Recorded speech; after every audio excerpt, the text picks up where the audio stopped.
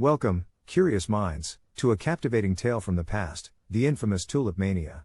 Join me as we delve into the extraordinary events that unfolded in 17th century Netherlands, a time of breathtaking beauty, exuberant wealth, and an obsession that would shake the very foundations of the economy.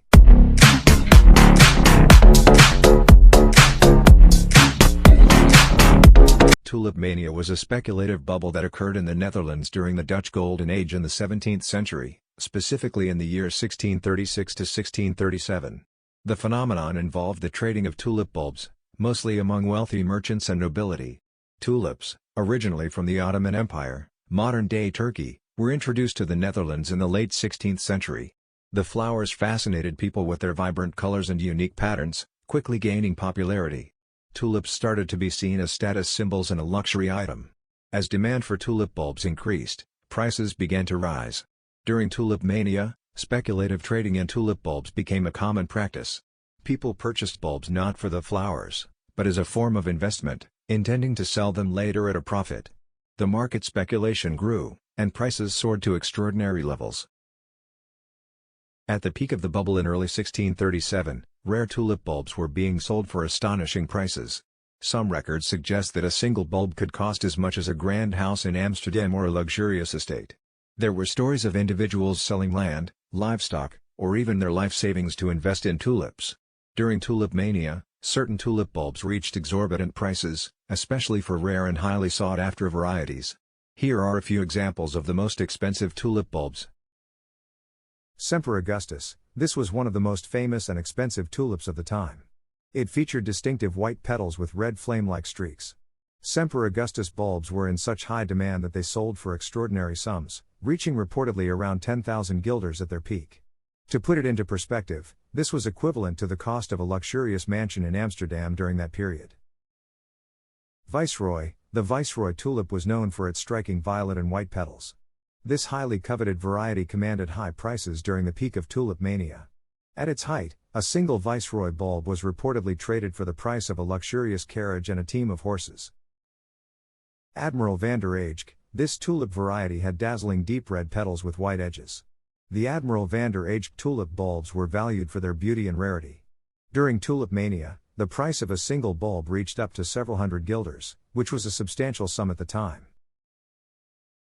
Bloemendaal. Bloemendaal tulips were characterized by their yellow and red striped petals.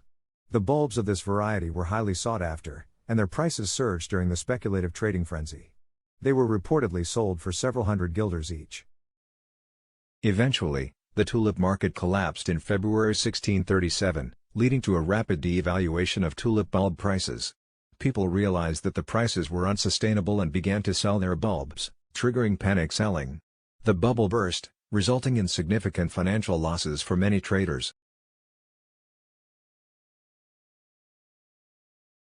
In the early 17th century, tulip bulbs had gained immense popularity and prices started to soar to exorbitant levels. At the peak of the mania, the prices of rare tulip bulbs reached extraordinary levels, sometimes trading for the equivalent of a luxurious house or multiple years' income for a skilled worker. However, in February 1637, the market sentiment suddenly shifted, leading to a rapid decline in prices. As news of the sudden drop in tulip bulb prices spread, panic gripped the market. Investors and speculators rushed to sell their bulbs to limit their losses, exacerbating the price decline. The volume of available bulbs overwhelmed the demand, leading to a collapse in prices. Prior to the crash, some traders had engaged in speculative trading through futures contracts, which allowed them to buy tulip bulbs at a specified price at a future date. However, as prices plummeted, many traders were unable or unwilling to fulfill these contracts, causing further turmoil in the market and widespread financial losses.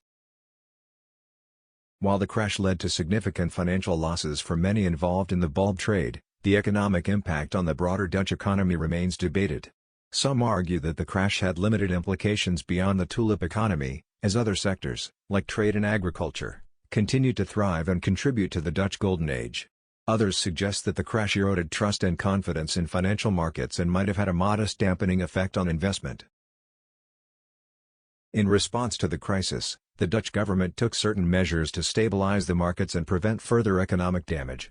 It declared that contracted prices could be renegotiated and established a court to adjudicate disputes arising from the contracts.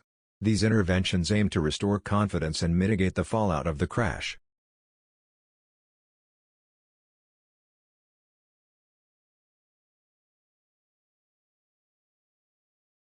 While Tulip Mania is often cited as an example of irrational economic behavior and speculative frenzy, recent scholarship suggests that the extent of the economic damage caused by the tulip crash may have been exaggerated. Nonetheless, it remains a notable historical event that holds fascination due to the inflated prices and the perception of tulips as an extravagant luxury during that time. The impact of Tulip Mania on the Dutch economy is a topic of debate among economists and historians. While it did cause significant financial losses for some individuals, there is disagreement regarding the overall extent of the economic damage and its long-term effects. Here are a few key points to consider. Tulip Mania resulted in a wealth transfer from those who sold their bulbs before the crash to those who bought at inflated prices. Many investors suffered substantial losses due to the plummeting prices, while some traders made significant profits. This wealth redistribution had localized effects but didn't have a widespread impact on the overall Dutch economy. Tulip Mania mainly affected the relatively narrow segment of society involved in the bulb trade, such as merchants, speculators, and growers. While this segment experienced financial turbulence, other sectors of the Dutch economy, including agriculture, trade, and maritime activities, continued to thrive during this period and contributed to the prosperity of the Dutch Golden Age. The speculative bubble of Tulip Mania damaged confidence and trust in financial markets and investment practices. The crash exposed the risks and unpredictability associated with speculative trading and exaggerated pricing. However, it also led to the introduction of financial innovations, such as futures contracts and options, to manage and mitigate risks in the future. The Dutch economy demonstrated resilience and recovered relatively swiftly from the Tulip Mania episode.